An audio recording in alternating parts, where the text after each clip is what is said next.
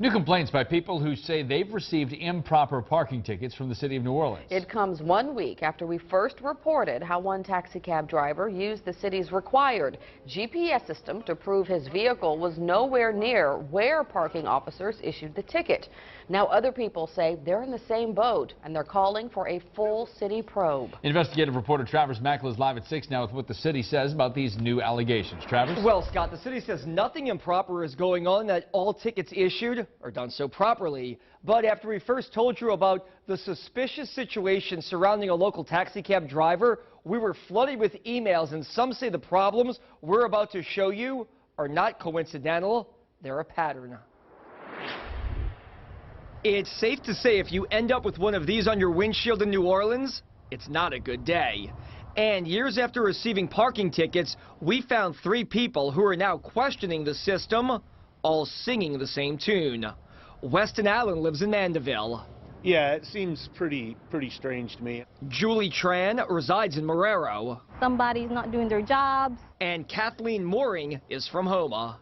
Very suspect. The 3 do not know each other at all, but they have the same story. All received tickets in the mail, not on their vehicles, and they got the notices this year in 2015, more than 2 years after the tickets were allegedly issued. And all 3 tell us they were not in the city of New Orleans at the time the citations say they were illegally parked, and they can prove it.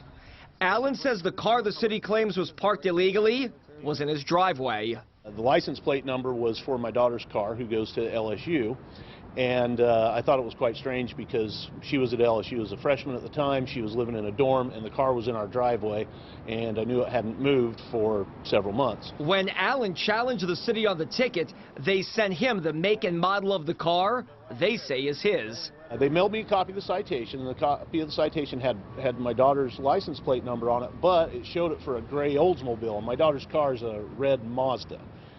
So a much different car. I mean, pretty hard to mistake that. Julie Tran also left confused. I never went down there. I was at work. Tran got a citation in the mail saying that 2 years ago, she received a ticket on Tchoupitoulas. She works in the medical field near West Jefferson Medical Center and has to clock in and out of work each day. After she got the notice, she had management pull all of her time cards. I was at work. There's no way that I can be 2 places at one time. Had a metered ticket said that I was there I had a ticket somewhere 11:53. I was never down there. I was still at work. I did not clock out for work for lunch until 12:05. There's no way that I can be here and there at the same time. Mooring says her situation is even worse. I live in Houma. I've never come to New Orleans. But her husband's truck was ticketed in the 400 block of South Robertson near downtown. Like the other 2, she received no paper citation, only a notice mailed to her 2 years after the ticket was allegedly issued.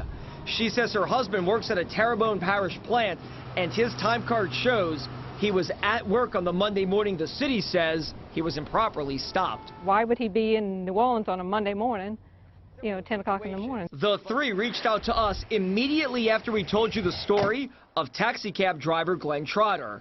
A former high school baseball coach, Trotter used the GPS on his cab, the technology the city made all drivers and companies install 3 years ago, to prove his vehicle was parked in his driveway when parking control officers say he was illegally stopped on Bourbon Street.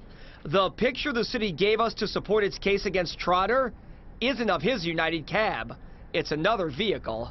It's hard evidence that this vehicle was nowhere near the 300 block of Bourbon Street at the time of the violation. Our story prompted one cab company to go through its books and look for more examples. We have seen multiple cases, Travis, and we're going to begin our own internal investigation. But the city says it doesn't target anyone or store license plate numbers. The way the system is set up, that's not really technically possible to store tickets and then later go back and do something. The city says it still stands by Mark Jernigan's comments and that no drivers are being singled out by parking control officers. But that answer isn't good enough, as these people don't think it's coincidental. I think somebody needs to look into it, because if they're doing it to somebody that lives out of town, how are they gonna fight it? It should be investigated somehow, because it's just not right. There just has to be something weird going on there. Also worth noting, after 2 years, people have to request special permission to appeal a ticket. We asked the city how many tickets have been sent out this year that are more than 2 years old, and get this number, more than 99,000 notifications have been sent out in 2015 alone for tickets older than 2 years. The city says it will not address specific cases mentioned in this story, but adds it does want to collect all unpaid fines, but clearly some of these people say they'll fight it. Camille?